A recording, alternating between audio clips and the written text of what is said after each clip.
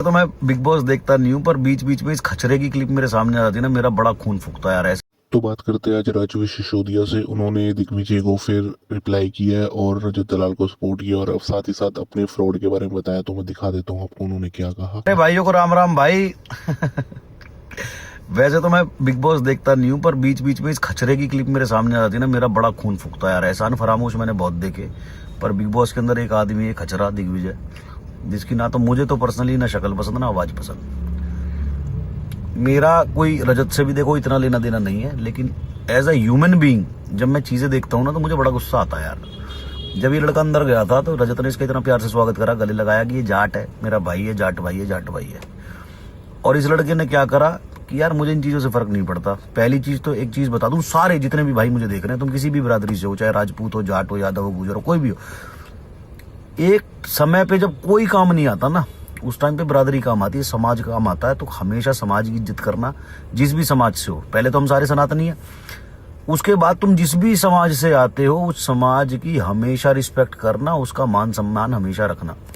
ये पता मैं क्यों बोल रहा हूँ कि मैंने दिग्विजय का क्लिप देखा, उसमें ये कह रहा कि भाई ये ना रजत बाहर भी यही करता है, जाट जाट अंदर भी करता है, मुझे कोई खास फर्क नहीं पड़ता इस चीज से। भाई फर्क पड़ना चाहिए। दूसरी चीज, उसके केस के बारे में डिस्कस कर रहा अंदर। तो भाई केस के लिए ऐसा है, जिस भी इंसान के ऊपर केस लगे होते हैं उसके लिए न्यायपालिका बैठी है, सजा देने के लिए भी, इंसाफ देने के लिए भी। आप और हम कोई नहीं होते किसी के केस के बारे में नेशनल टीवी पे डिस्कस करने वाले, ठीक। और दूसरी चीज, जो तुम इतनी एहसान फरामोशगी दिखा रहे हो, एक आदमी तुम्हें अपना भाई कह रहा है कि छोटा भाई है, उसके बाद भी इतनी रिस्पेक्ट दे रहा हो, तुम उसकी पीछे पीठ पीछे बजाए जा रहे हो, बजाए जा रहे हो, बजाए जा रहे हो। और एक क्लिप में तो भाई उसने धक्का ही मार दिया रजत के। अरे साले 50 किलो के आदमी है, देख ले धक्का मार किस में रहा, ठीक है। तो भाई इतनी एहसान फरामोशगी तो भाई मतलब बीइंग है ह्यूमन बीइंग, मुझे दुख हुआ देख के कि यार वह क्या क्या चल क्या रहा है, इतना एहसान फरामोश कोई आदमी कैसे हो सकता है। तो भाई देख के मैं यही कहना चाहता हूँ कि भाई जितने भी भाई सपोर्ट कर रहे हैं, करो रजत को भी, उसे सपोर्ट की जरूरत है, क्योंकि अकेला सा पड़ गया अंदर।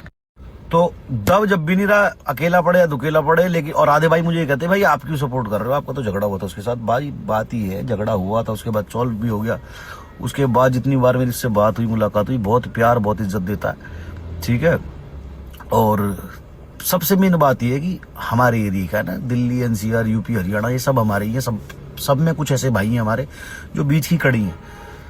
तो ट्रॉफी जाए तो क्यों ना अपने घर में ही आए, अपने एरिया में आए, अपने क्षेत्र में आए, है ना, थोड़ा सा प्राउड फील हो, ठीक है। तो सारे भाई सपोर्ट करो, और यही समय है सपोर्ट करने का। और ऐसे खचरों को भाई जिंदगी में भी ना तो भाई बनाओ ना दोस्त बनाओ, जिनके अंदर इतनी आसान फरामोशगी है, जो मतलब कोई हमारे लिए इतना कर देना भाई, हमें तो मरते टाइम तक जिंदगी भर याद रहेगी। हाँ हम गए थे कहीं, किसी ने हमें गले लगा के अपना ठाकुर भाई बोल के प्यार दिया, सम्मान दिया, तो भाई हम तो मरते दम तक याद रखे हम ऐसे इंसान है। पता नहीं ऐसे खचरे इंसान कहाँ से आते हैं जो जिनको कोई गुण एहसान नहीं है, ठीक है।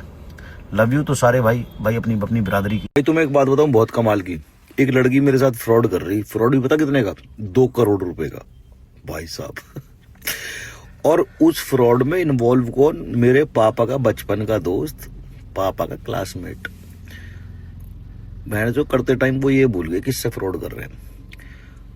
अब वे 2-3 लोग इन्वॉल्व थे, सारे उठवा दिए पुलिस से। और उसमें जो फ्रॉड कर रहे थे, वो जानना होगा तो मुझे बता देना, मैं उसका पूरा वीडियो बना दूंगा पापा को बिठा के। उसमें उम्र कैद की सजा, और उस लड़की का 6 साल का बच्चा।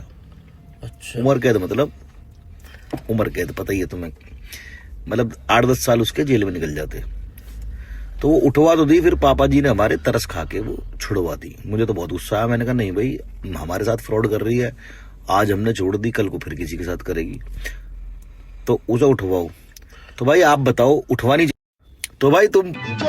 और उस दिन क्या हुआ, मुझे वैष्णो देवी निकलना था, 6 बजे मुझे निकलना था। तो मैंने इनका आने का वेट करा कि ये आएंगे तो इन्हें दर्द पहुंचेंगे। मेरे घर वाले दुआ कर रहे कि मैं निकल जाऊं। उनको पता मुझे वैष्णो देवी जाना, तो मैं मिस नहीं कर सकता। तो घर वाले कह रहे कि ये निकल जाए तो वो आए, मैं कह रहा कि मेरे निकलने से पहले वो आ जाए, क्योंकि मुझे तो ये था मैं तो कूटूंगा भाई, मेरे हाथों में खुजली है, मैं तो कूटूंगा मैं जो सारों को, मतलब लड़की को तो नहीं, जो उसके साथ इन्वॉल्व है, आदमी पापा का दोस्त, और उसके साथ एक बंदा और था वो। लेकिन हुआ ये कि मुझे वैष्णो देवी निकलना, मैं निकल गया, मेरे जाने के 15 मिनट बाद आए। तो यार मतलब दुनिया में किस लेवल के फ्रॉड हो रहे हैं, कोई आम आदमी हो जिसके पास दिमाग थोड़ा कम हो, कम पढ़ा लिखा हो, किसी की मेहनत की कमाई करोड़ 2 करोड़ मतलब ऐसे तुम छीन के ले जाओगे और वो इंसान पूरी जिंदगी धक्के खाता रहेगा कोर्ट में, कचहरी में, थानों में, लेकिन कुछ नहीं होना। पता ही नहीं लगेगा कौन तुम्हारे पैसे, तुम्हारी मेहनत की पूरी जिंदगी की कमाई होती। कुछ लोगों की पूरी जिंदगी की कमाई होती 2 करोड़ रुपए। इतना पैसा तुम्हारा 1 मिनट में निकाल के ले गया फ्रॉड करके और तुम्हें पता ही नहीं लगा। तो बहुत गलत चीज़ है। मतलब ऐसे लोगों को मेरे हिसाब से तो माफ़ी नहीं मिलनी चाहिए। मेरे फादर साहब के हिसाब से कि भाई कोई बात ना, लड़की है, उसकी छोटी सी बच्ची है, वो जेल चली जाएगी, बच्ची कौन देखेगा? अरे हम पेडेंट थोड़ी है, कौन देखेगा? हम ही देख लेते बच्ची तो, क्यों है भाई? वो जेल चली जाती, हम देख लेते बच्ची, उसमें क्या है?